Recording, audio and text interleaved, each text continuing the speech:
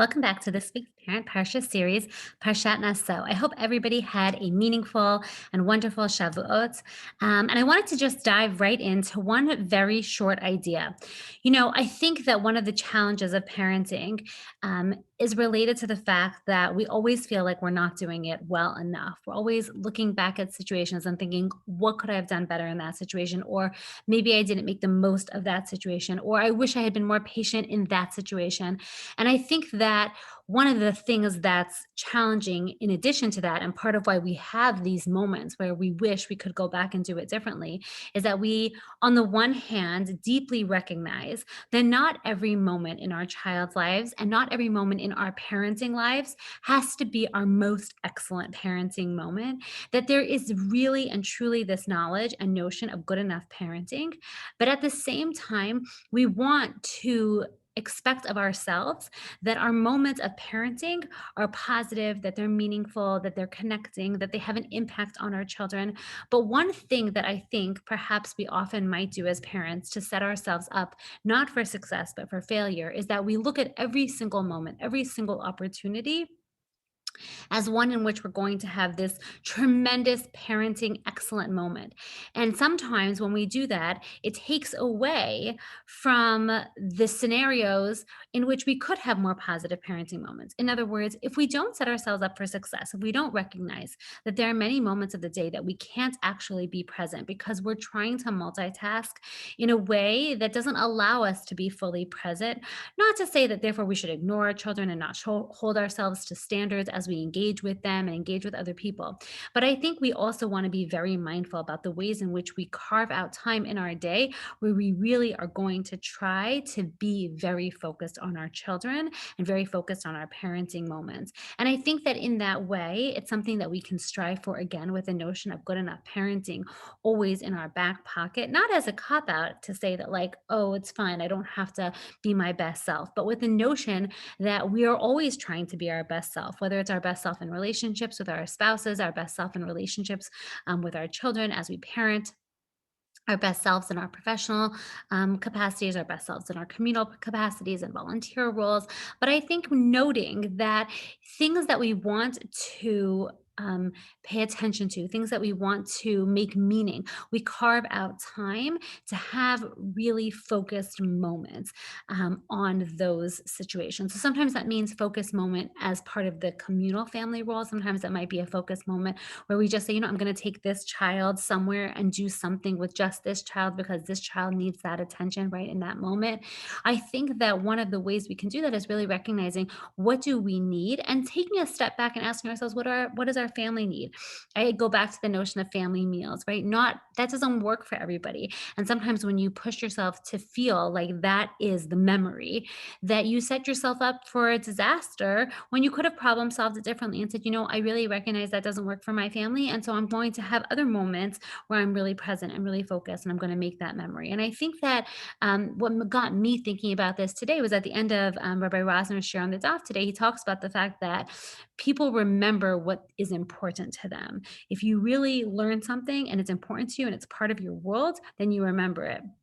And I think that oftentimes the same is true with our parenting, the same is true with our interaction with our kids. If we're really focused on what they're saying, and we're really hearing them, and we're listening to them tell the story, and we're showing them that it's meaningful, then we'll remember what they told us a little bit. Oh, remember so and so and so and so.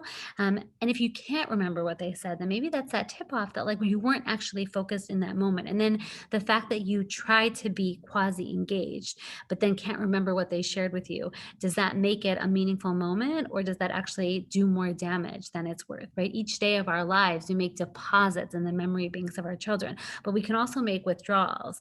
And I think one of the powerful withdrawals that we make is when our kid says, oh, remember when I told you so and so, and you have that blank look over your face because you were multitasking, you were doing a million things. And instead of pausing and saying to your kid, I really want to hear your story, can you hold on to it and let's find a time for you to tell it to me so I can actually pay attention? That's so powerful. It's really telling them, I hear you. I want to hear what you're telling me. I just can't focus right now on what you're telling me. And really asking them to pause. It could even be teaching them that in their big room or you're sitting at a table and there are other people there, that they have to tell a story in short, but you want to hear the long story. You just have to hear it later. Um, And I think that that is very important. I also think that the notion that I think sometimes parents fall into the trap of, again, with this good enough parenting is an all or nothing, right? Either I can totally be present or I can't be present at all. And so I think that really allowing ourselves a little more kindness, a little more flexibility to say, okay, you know what, I have 5 minutes here. If it's not disruptive and if it's going to work, can I carve it out in a way that makes sense to just kind of take one kid or take that child or take all of whatever your all looks like, if it's one, if it's multiple, and have a positive moment? Or is that going to be chaotic and not worth it? And really thinking about it in a way that makes your experiences as a parent about your child and not about you. And sometimes that's hard. Sometimes it's hard. We want to jump in. Whether it's because we can't be there, whether it's, somebody else stepped in to do something because we were busy doing something else, allowing somebody else to do it because it's a more positive experience and because my jumping in may make it chaotic. So I think just to kind of sum it up in short, really embracing the notion of good enough parenting, but in the model of the knowledge that we're all striving to be excellent parents, but it's not possible to be excellent parents all the time, and really thinking about the way that we break up our day and trying to create situations in which our children feel and we actually in reality are holding the information that they tell us, because we know that information is important, it's meaningful, and it shows them that we're listening to them and we're making space for them because it's something that we're not going to forget. And that each one has a special place, which does remind me of the Nasim, right? Each Nasi is listed as what he brought, even though it's identical to the Nasi before. But the notion that each one has a special place, each one has a makom that is different than the one before, that they might all look identical. To the outsider looking in, they may not know which of my children is this first or youngest, which of my children has this personality, or which of my children has that. But in reality, they're all very, very, very different. And they each are different in who they are and who my relationship is with them.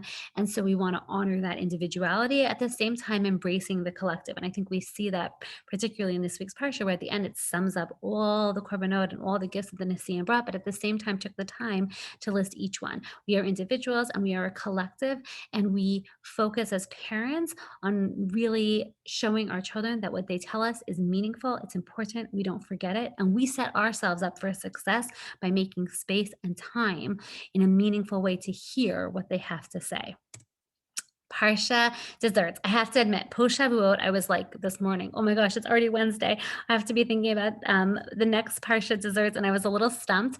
And I was sitting there like, okay, Sarah, pull it together, wrap your head around it. So I think we're really focusing mostly on grapes because in this week's Parsha is the Nazir, and he cannot have anything that's made from wine and grapes and any of the byproducts. So I'm thinking grape sorbet. I'm thinking frozen grapes. I'm thinking grapes on skewers. Again, know the children of your ages and make sure that what's safe, if it's whole, if it's cut in half. I'm thinking a grape pie, that might be very fun. Also wanted to include potentially wagons, right? Because that was what the gifts were about by the Nisim. They brought agalot, and that was part of their gifts.